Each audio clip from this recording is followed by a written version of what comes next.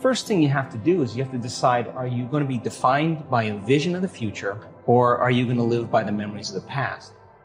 Now, thoughts are the language of the brain, and feelings are the language of the body, and how you think and how you feel creates your state of being. So we could say that less than 2% of the Americans actually write their intentions or goals down. The ones that do actually write them down, they have an 80% chance of reaching those goals if they write them down. So when you write something down, you're telling your brain that you mean it. It's a direction that you're moving, and it has to be ongoing. And it's a to-be statement. A to-be statement is something that you're evolving into. Once you get clear on your intention, sponsoring thoughts, the list of reasons why you want to be healthy. Because those sponsoring thoughts are really going to be the driving force to get you going in that direction. If it's healthy, you may have vitality. You may want to look better. If it's wealth, you want freedom. That's what you really want. You want freedom to do whatever you want, right? So when you begin to define your intention and you couple it with a sponsoring thought, now you're giving your body a taste emotionally of what that future is going to be like. Now, the next step is to plan your actions. Master your day, one day at a time. So now you've already dismantled an old part of yourself, and you say, today, the thought I'm going to have is that I'm a genius and I accomplish everything. Or I live in no time, the universe provides for me. The universe lives in my favor. Different compartments of the brain begin to unify. They begin to synchronize. And what syncs in the brain links in the brain. So when your brain is coherent, you're coherent. When your brain is incoherent, you are incoherent. So we've measured this thousands of times. We'll see very large areas of the brain, huge areas, begin to synchronize together. Then we'll see the left side of the brain talk to the right side of the brain. We'll see the front part of the brain talk to the back part. We see this kind of whole brain state start to take place. And I see it every time. They feel so complete that it's impossible to want. How can you want when you're whole? And that's the moment the magic happens. We see a strip chart, we're measuring someone's brain, and all of a sudden we just see this brrrr, and then there'll be a pause. And then 10 minutes later, brrrr, and we know that's downloads. The person is having epiphanies, they're having downloads. We're getting raw information that's beyond our senses. The nervous system really is the superconductor of consciousness. Let's write down the feelings of how you would feel if that future happened, and you're going to have to feel that feeling before it occurs. So now, okay, what does an abundant person feel? Pretty much free, in love with life, grateful to be alive, abundant. Okay, now, let's practice. The moment you feel gratitude, your healing begins. The moment you feel worthy and abundant, you're generating wealth. The moment you're empowered, you are moving towards your success. The moment you're in love with yourself and you're in love with life, you'll create an equal. The moment you are in awe of life, you're going to have a mystical experience. And so that's causing an effect, right? So then if you can teach people then how to create, instead of from lack or separation, but create from wholeness, and create from what we call the quantum field instead of three-dimensional reality. Okay, the quantum field is an invisible field of energy that exists beyond our senses. You can't see it, you can't smell it, you can't taste it, you can't hear it, you can't feel it. It exists beyond our experience of three-dimensional reality. And how much of your waking day are you aware of energy and frequency? For most people, they're unaware of the quantum field. And if you're unaware of it, it doesn't exist for you. You could study all kinds of science and they'll tell you there is this invisible field of frequency and energy that exists beyond the senses that tend to connect everything physical and material. In fact, everything physical and material is connected to this field. How do you get there? So we discovered that when you take all of your attention off your body, you are not paying attention to your emotions, your drives, your habits. If you could take all of your attention off of every element in your environment, your cell phone, your tablet, your computer, your car, your bed. Take your attention away from everything, every place that you live, where you sleep, where you work, There tends to be a dramatic change in the way the brain functions when people do this properly. We call it getting beyond yourself, but in a sense, you're dissociating from your three-dimensional reality. Why? Because if you're thinking about anything in your three-dimensional reality, that's where your attention is and that's where your energy is.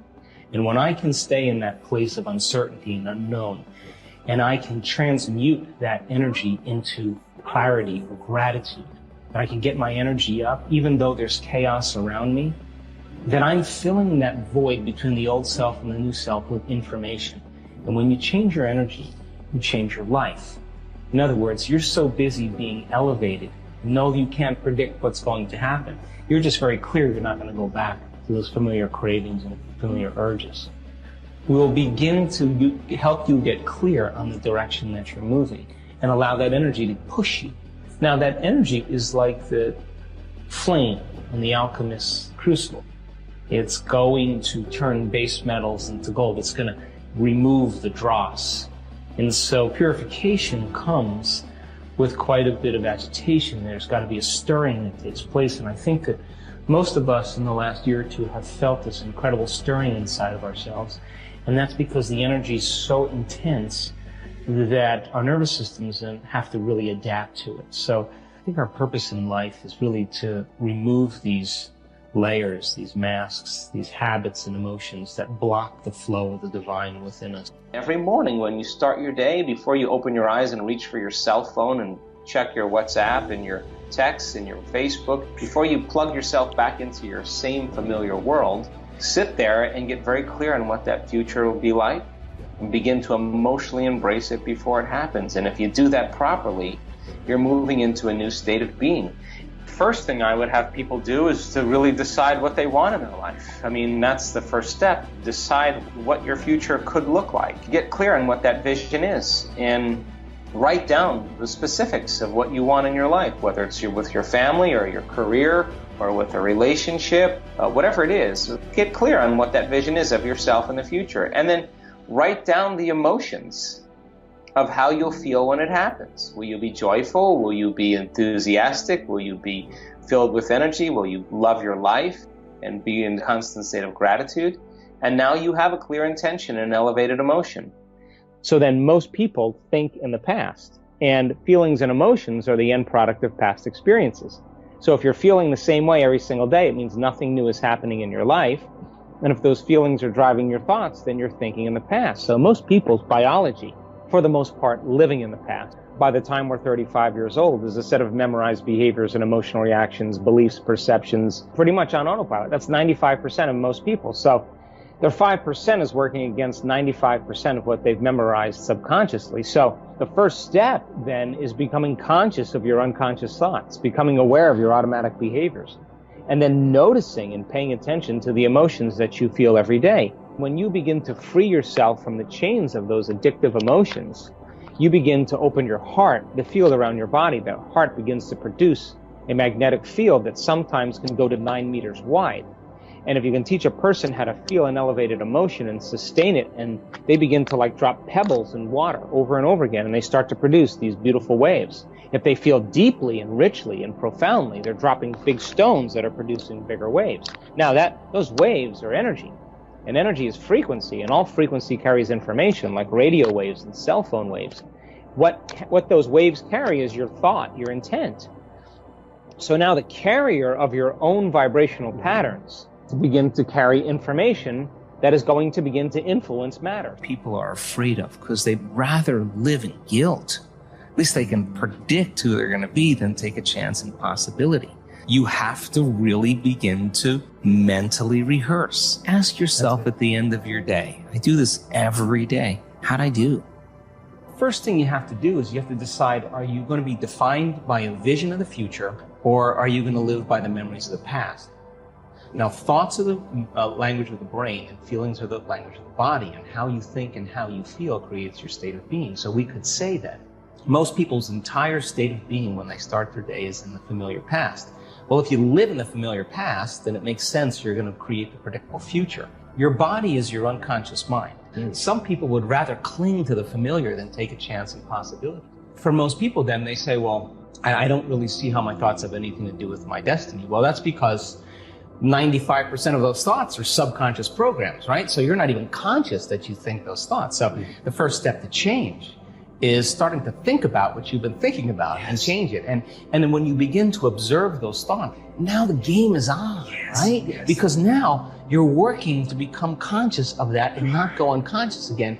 And it takes an incredible amount of awareness. It takes a great amount of consciousness, and you can't have consciousness without energy. So you got to raise your energy in order to get to it. Otherwise, you're going to be consumed. You're going to return back, right? So if you start becoming familiar, so conscious of those unconscious thoughts, they would never slip by your mind unchecked by you. Because if you combine a clear intention, a coherent thought, coherent brainwave pattern, with a coherent heart, moving into that elevated emotion, thoughts are electric and feelings are magnetic. The magnetism of this center becomes the energy. The intention is carried on that energy.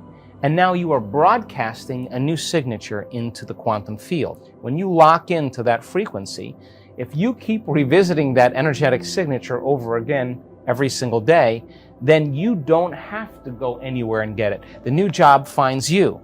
The new house actually finds you. The new relationship finds you because you are the vortex that's drawing the experience to you.